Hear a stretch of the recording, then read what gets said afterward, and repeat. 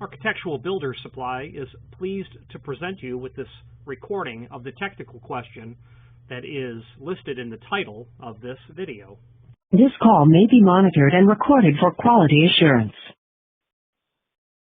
CL, like lamb, 1-2, invisible latch. Okay, Dan's doing his CL12 invisible latch. Yeah, you can talk to me about that. One second. Okay, that's fine. Do you want to, 1 second, sorry. Do you want to wait, Michael, or? We're on a call. We're on. No, we don't need to wait. So let's continue to explore how this is going to work. Oh, hi. I just want to know what, regarding the invisible latch, do you know how much weight it holds? It's not load rated at all. It's not meant to hold any weight. Not hold, but how much weight can it take on the door? Like, let's say the door is super heavy, right? This is an invisible door latch. Okay, so I'm just going to say it again. It's not load rated, but the answer that you're looking for is, I personally know, I have personally seen someone install that onto a 125-pound door, and it worked. And I said, wow, that shouldn't work, but it does. Well, we're looking at a 400-pound door here. So is there a rating that you could actually relay back? Not load bearing rated. There is no rating. There's no rating. They're not okay. rated. We'll keep looking at options. Tell me more about this 400-pound door and what you're trying to do. I make a living. We have a acoustic model speakeasy door, which is sitting in a residential property that is basically part of a paneling system on the one side, and a door system on the inside is hidden. So we're trying to basically be able to hide this so it looks like a panel from the media room, but then be able to push it and have it latch out enough to reach the integrated hardware, which is milled into the door. So the door is going to be hung on Texas hinges, which are going to substantiate holding this door, making the motion of the door quite light.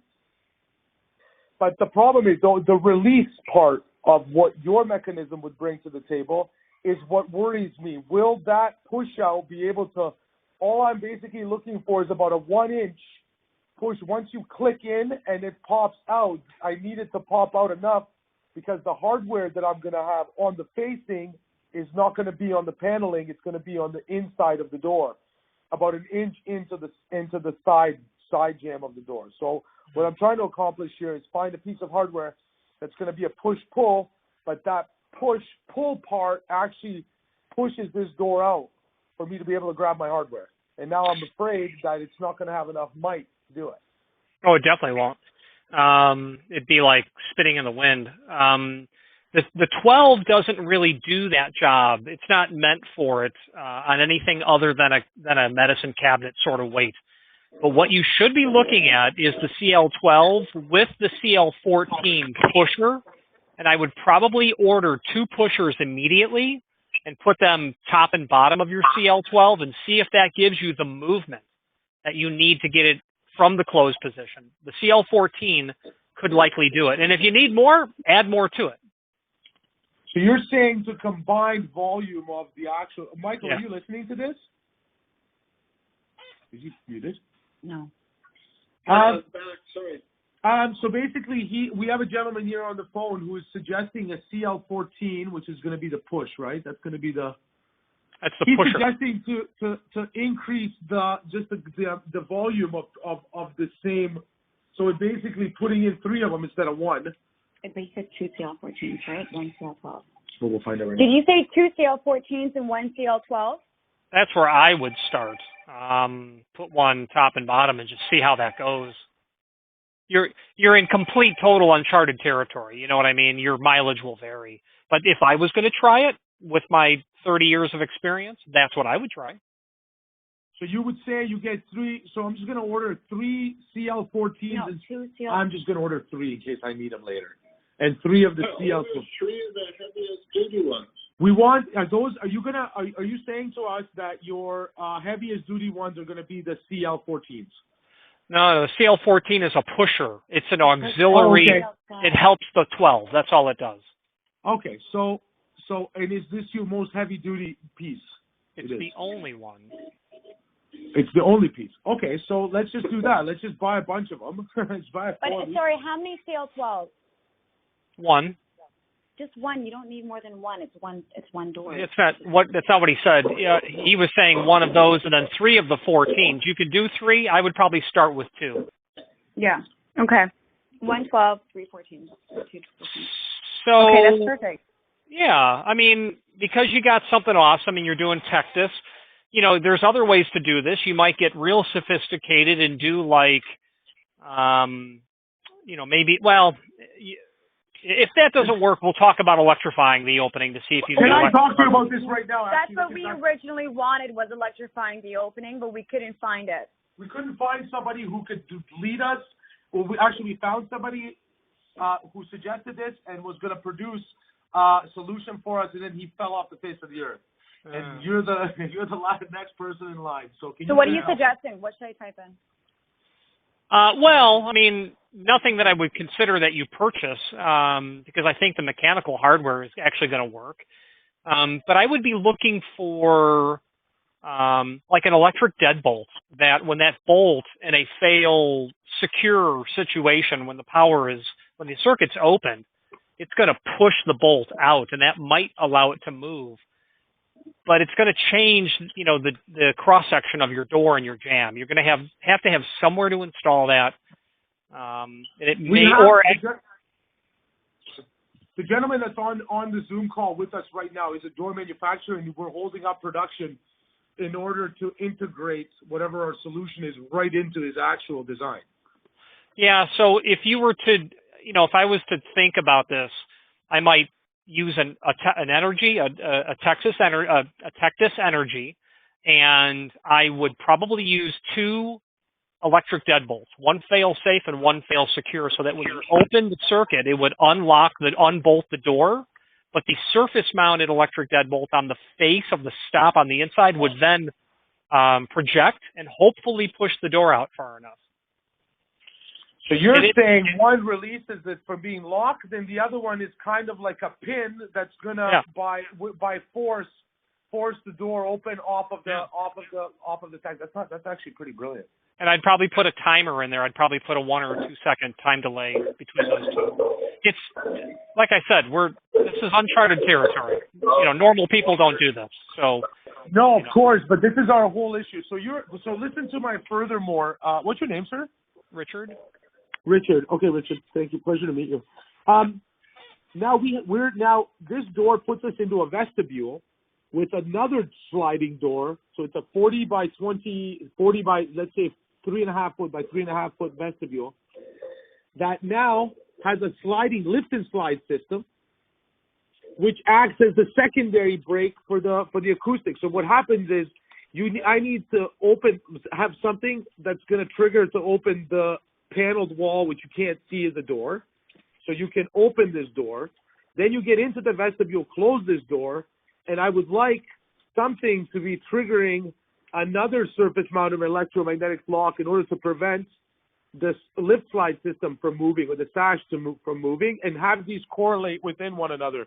So one, when it's open, the other one can't be open, and once the primary door closes, then that latch goes up, and then my lift slide system door can open. That way, I'm never allowing audio out of the room, because I'm actually building this nightclub in the basement of a residential house.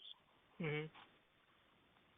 Well, I mean, it all sounds possible. You just need to, you're going to have, normally closed or normally open contacts or hardware or fail safe or fail secure, and probably a relay, so that, opening the circuit here closes it over here. So you can have a switch go up and a switch go down at the same time. That's, it's all it is.